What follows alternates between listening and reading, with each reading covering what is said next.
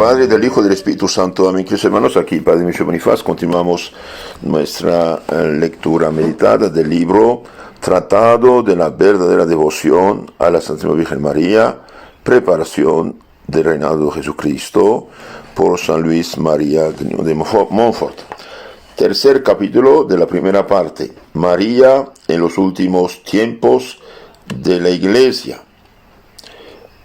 Vamos a dividir este capítulo en tres charlitas: María y los últimos tiempos, María en la lucha final y María y los apóstoles de los últimos tiempos. María y los últimos tiempos, párrafo 49.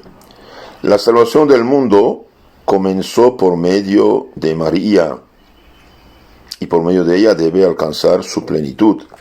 En efecto, la primera profecía en la Biblia, Génesis 3:14, nos habla de la mujer que va a aplastar la cabeza de la serpiente infernal.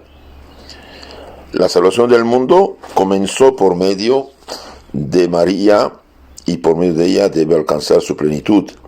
María casi no se manifestó en la primera venida de Jesucristo a fin de que los hombres poco instruidos e iluminados aún acerca de la persona de su Hijo no se alejaran de la verdad, aficionándose demasiado fuerte e imperfectamente a la madre, como habría ocurrido seguramente si ella hubiera sido conocida a causa de los admirables encantos que el Altísimo le había concedido aún en su exterior. Tan cierto es esto que San Dionisio Areopagita, discípulo de San Pablo, escribe que cuando la vio, la hubiera tomado por una divinidad, a causa de sus secretos encantos e incomparable belleza, si la fe en la que se hallaban bien cimentado no le hubiera enseñado lo contrario.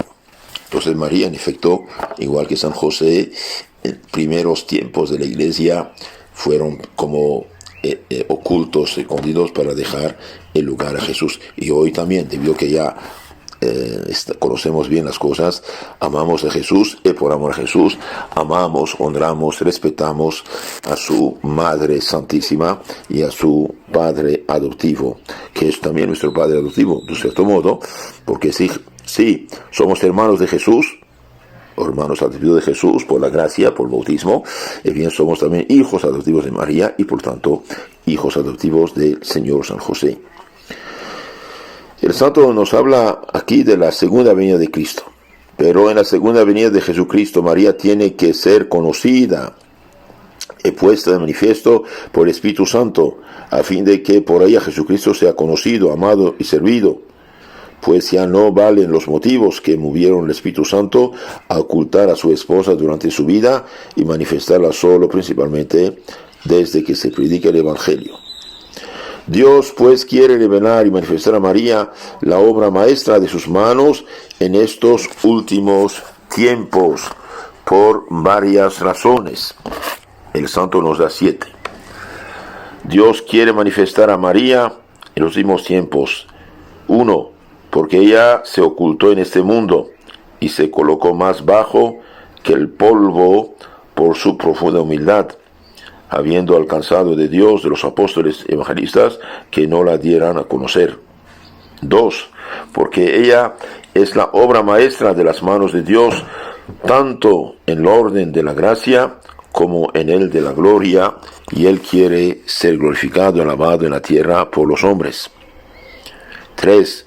Porque ella es la aurora que precede, anuncia al sol de la justicia, Jesucristo. Por lo mismo debe ser conocida y manifestada si queremos que Jesucristo lo sea. 4. Porque ella es el camino por donde vino Jesucristo a nosotros la primera vez, y lo será también cuando venga la segunda vez, aunque de modo diferente. Hemos dicho ya varias veces, sin María no hay Jesús. ¿De dónde saca Jesús su cuerpo, su sangre, su naturaleza humana? De María. Entonces María es el camino por el cual vino Jesús al mundo. 5. Porque ella es el medio seguro y el camino directo y inmaculado para ir a Jesucristo y hablarle perfectamente. Por ella deben pues hallar a Jesucristo las personas santas que deben resplandecer en santidad. Quien haya a María, haya la vida, dice Proverbios 8:35. Es decir, haya a Jesucristo. Quien haya a María, haya la vida, que es Jesucristo, que es el camino, la vida y la verdad. Ahora bien, no se puede hallar a María si no se la busca, ni buscarla si no se la conoce, pues no se busca ni desea lo que no se conoce. Es por tanto necesario que María sea mejor conocida que nunca, para mayor conocimiento y gloria de la Santísima Trinidad. Porque María debe resplandecer más que nunca en los últimos tiempos en misericordia, poder y gracia, en misericordia, por recoger y acoger amorosamente a los pobres pecadores y a los extraviados que se convertirán y volverán a la Iglesia santa y católica fundada por Cristo mismo. Entonces María va a recoger a los pobres pecadores por misericordia. Por eso, queridos hermanos, sean lo que sean nuestros pecados, bien, no nos demos por vencidos. Hay solución. Acudir a la Virgen, rezar su rosario, pedir su ayuda y con ánimo firme ir a hacer una buena confesión para expulsar el veneno del pecado y el demonio del alma. En efecto, la confesión borra el pecado, limpia el alma, expulsa el demonio, abre la puerta del cielo, cierra del infierno, nos hace hijos de Dios con derecho al cielo. Entonces acudamos a la Virgen, pidamos su ayuda. Pero cuidado, cuando digo acudir a María, significa querer, tener el deseo de luchar y alejarse del pecado, dejar el pecado. Rezar a María y seguir pecando tranquilamente, eso es diabólico. Eso no vale.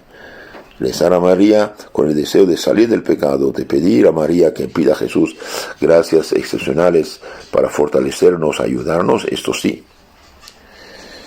Entonces, María debe resplandecer más que nunca en los últimos tiempos, dijimos, en misericordia, en poder y gracia. Debe resplandecer en poder contra los enemigos de Dios, los idólatras, cismáticos, maometanos, judíos e impíos endurecidos, que se rebelarán terriblemente para seducir y hacer caer con promesas y amenazas a cuantos se les opongan. Sí, cuántos pobres católicos fueron engañados con mentiras, con la Biblia falsificada, y perdieron la fe católica para hacerse de cualquier secta fundada por un pobre pecador, falso profeta, sin misión ni permiso, y claro, diciéndose cristianos y escupiendo a la cara de la Iglesia Madre. Esto no vale. Pidamos a la Virgen que intervenga, pida a Jesús luces especiales a esos pobres pecadores, estos blasfemos, que abran los ojos. Finalmente, María va a resplandecer en gracia para animar y sostener a los valientes soldados y fieles servidores de Jesucristo que combatirán por los intereses del Señor. Entonces María ayuda, recibe al pecador para llevarlo a Cristo, interviene con poder contra la herejía, idolatría, cisma y religiones fundadas por hombres, y gracia para animar, sostener a los valientes soldados de Cristo. Por último, María debe ser terrible al diablo y a sus secuaces, con un ejército en orden de batalla, sobre todo en estos últimos tiempos, cuando el diablo, sabiendo que le queda poco tiempo, y mucho menos que nunca, para perder a las gentes, redoblará cada día sus esfuerzos y sus ataques. De hecho, suscitará en breve crueles persecuciones y tendrá terribles emboscadas a los fieles servidores, veredos hijos de María, a quienes le cuesta vencer mucho más que a los demás. Queridos hermanos, lo que acaba de decir en este último punto es una profecía realizada. Entonces, él vivió en el siglo XVIII, un poco antes de la Revolución llamada Francesa. Y bien, dice, María debe ser terrible al diablo y a sus secuaces, sobre todo en esos últimos tiempos, cuando el diablo, sabiendo que le queda poco tiempo, y mucho menos que nunca para perder a las gentas, redoblará sus esfuerzos y sus ataques. De hecho, sucederá en breve crueles persecuciones. Aquí lo que dice el santo se realizó.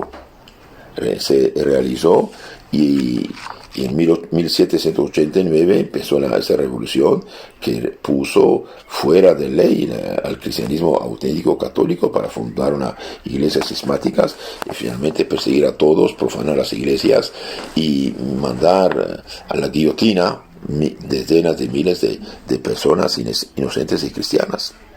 De hecho, sucederá en breve crueles persecuciones, sí. Tendrá terribles emboscadas a los fieles servidores y verdaderos hijos de María, a quienes le cuesta vencer mucho más que a los demás.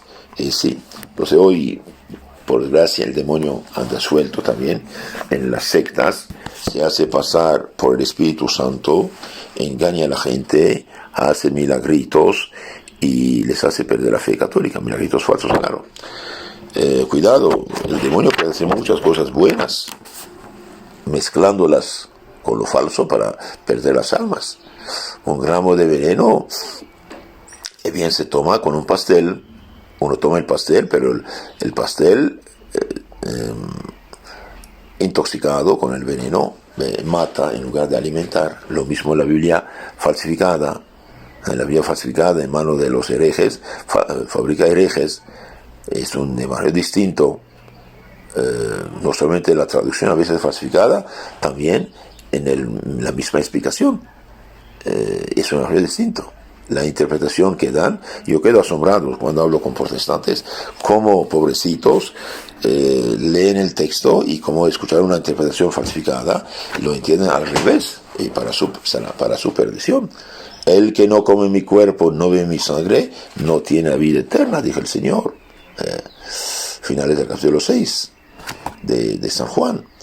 Entonces, ellos no tienen sacerdote, no tienen misa, no tienen quien tener autoridad de consagrar el cuerpo de Cristo, por tanto no tienen la vida eterna. Eso es sumamente grave. Entonces el demonio utiliza hoy la Biblia para alejar a los católicos de la fe verdadera y por desgracia, 1000 veces por desgracia, acabo de leer un artículo hace poco que el protestantismo está avanzando en toda América hispana y bien eso lo debemos en gran parte al Concilio Vaticano II pastoral y no dogmático y a su ecumenismo ingenuo y irresponsable que favorece las sectas. Al decir esto, no es que rechace la iglesia, Dios me guarde, pero acuso a todos esos obispos y sacerdotes ingenuos y irresponsables que abrieron la puerta de sus parroquias y diócesis a las sectas y no dicen nada o casi nada. Las sectas son falsas iglesias, las sectas son instrumentos del demonio, las sectas son iglesias falsas que predican un evangelio distinto del que hemos recibido. Si alguien anuncia un evangelio diferente del que habéis recibido, sea anatema, dice San Pablo, Gálatas 1:8. Y hablando de los predicadores no autorizados, ¿qué dice el mismo San Pablo? 2 Corintios 11, 13, 14. Esos tales, dice, hablando de los predicadores no autorizados, de los que inventan disque iglesias, esos tales son falsos apóstoles. Cristo nunca los mandó, todos falsos. Obreros engañosos, que se hacen pasar por apóstoles de Cristo. Y no es maravilla, el mismo Satanás se hace pasar por ángel de luz, también sus ministros. Es tremendo esto, eso es tremendo. Los pobres cristianos hoy, los católicos de la Iglesia Universal, verdadera, auténtica, apostólica, están a la merced de todos los lobos. Y por desgracia, los obispos, los sacerdotes, no digo todos, hay excepciones buenas, gracias a Dios, hablo en general, muchos de ellos, debido al ecumenismo ingenuo, irresponsable, mal aplicado, mal entendido, etcétera, dejan las ovejas de Cristo a la merced de los lobos. Cuando se funda un templito protestante, ¿qué pasa? Nada pasa porque no dicen. Con tal que creen en Cristo no hay problema. ¿Ves? Si hay problema.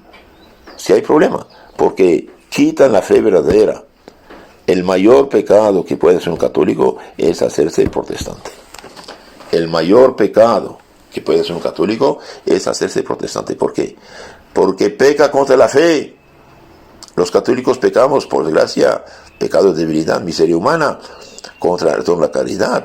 Aquí al perder la fe pierde todo. Porque el católico pecador se confiesa, y porque todavía tiene fe, y porque el protestante no confiesa, porque ya no tiene fe. Entonces que la Virgen nos ayude. Amén.